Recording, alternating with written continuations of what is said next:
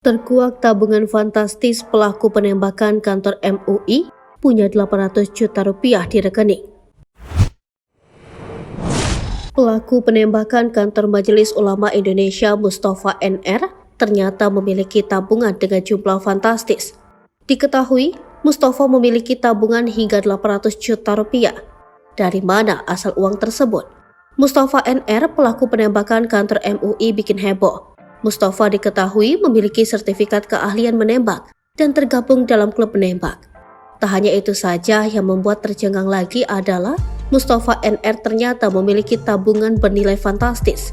Sebelumnya, Sekretaris Jenderal Majelis Ulama Indonesia Bidang Hukum dan HAM, Ihsan Abdullah, mengatakan jika pelaku penembakan kaca MUI, Mustafa NR merupakan anggota klub menembak, sehingga menurutnya perbuatan Mustafa tersebut banyak kejanggalan.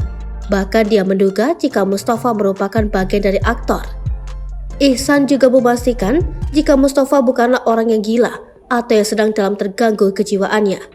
Mustafa, pelaku penembakan pintu kaca kantor Majelis Ulama Indonesia, rupanya memiliki harta kekayaan yang fantastis.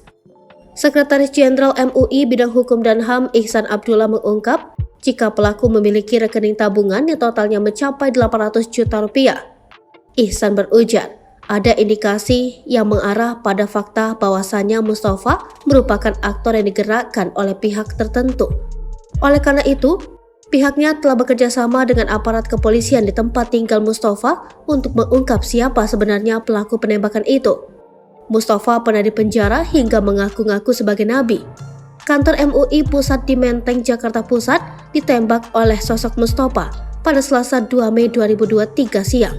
Ternyata Mustafa ini sudah memperingatkan kantor MUI dan 2 kali mengirim surat peringatan.